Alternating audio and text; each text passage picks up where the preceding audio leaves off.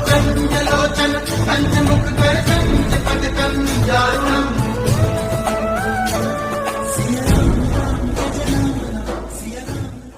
महाराज जी के आज के विशेषांक में रक्षा सूत्र परिवार के सभी सदस्यों का हार्दिक स्वागत है। बाबा जी के भक्तों को राम राम। मंदिरों के निर्माण के बाद माँ के प्रवास कक्ष का निर्माण भी पूरा हुआ। माँ अब अक्सर ऋषिकेश जाती और कुछ दिन वहीं पर रहती। इन यात्राओं के बारे में एक दिन पूर्व ही निर्णय लिया जाता था। दूसरे दिन तड़के 3 बजे कैंची से कुछ सेवकों के साथ माँ रवाना हो जाती। इतनी जल्दी चलने के लिए मैं अब तक काफ़ी प्रशिक्षित हो चुकी थी और प्रातःकालीन उस शीतल शांत वातावरण में मुझे गाड़ी चलाने में विशेष आनंद आता। उन दिनों रास्ते में ट्रैफिक बहुत कम होता और हम लोग 9 बजे तक ऋषिकेश पहुंच जाते। एक बार ऋषिकेश में 1 हफ्ते के प्रवास के बाद माँ ने अगली सुबह कैंची लौटने की इच्छा व्यक्त की। ऋषिकेश ही एक ऐसी जगह थी जहाँ हम लोग बाजार जाकर उपयोग की आवश्यक वस्तुएं खरीद लिया करते थे। मैंने उसी दिन बाजार जाकर खूब सारा सामान ले लिया। मेरे पास जितने पैसे बचे थे मैंने सब खर्च कर दिए, क्योंकि अगले दिन कैंची जाना ही था। बाजार से खरीदारी कर आश्रम लौटने पर मुझे पता चला कि माँ का विचार बदल गया है और अब वह कुछ दिनों के लिए ऋषिकेश में ही रहेंगी। माँ के इस निर्णय के बारे में सुनकर मेरे मन में एक छोटी सी समस्या खड़ी हो गई, क्योंकि जितने रुपए मेरे पास थे वो मैंने सब खर्च कर दिए थे।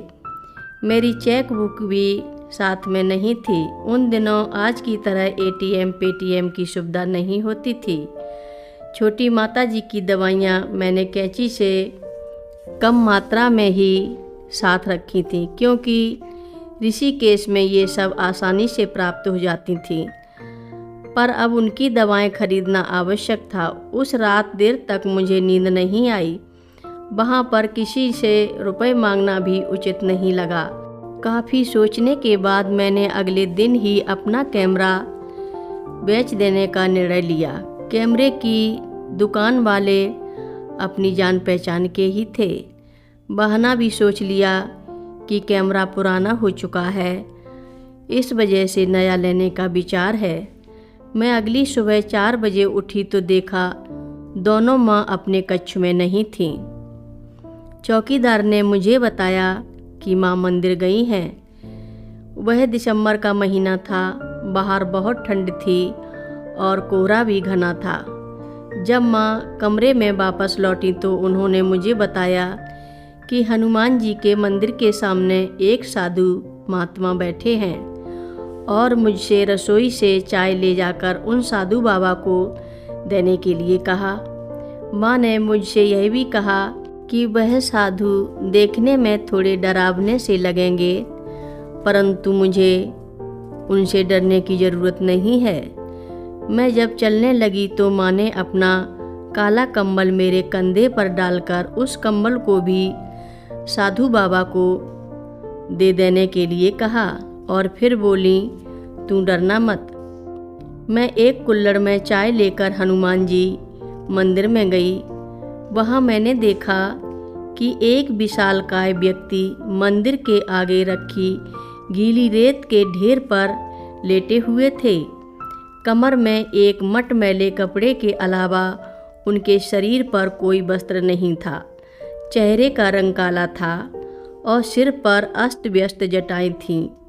मैंने उनको बाबा जी कहकर संबोधित करते हुए माँ द्वारा भेजी गई चाय पीने को कहा तो वह बाबा जी प्रसन्नचित्त होकर उठे और चाय पीने लगे।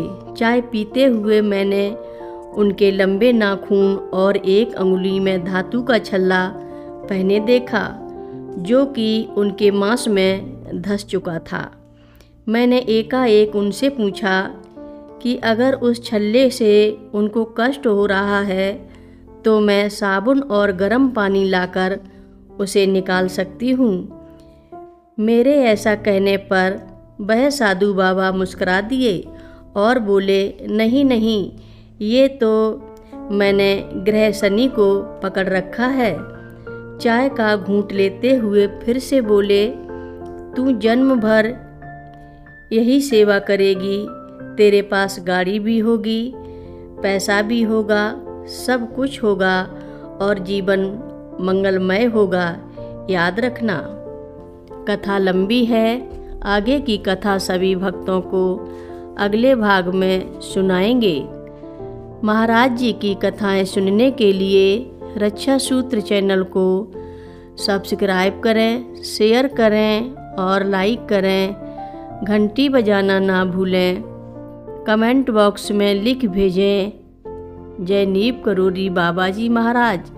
सभी भक्त मिलकर बोलो, नीव करोरी बाबा जी महाराज की जय जय बोलो, सिद्धि माता की जय जय बोलो।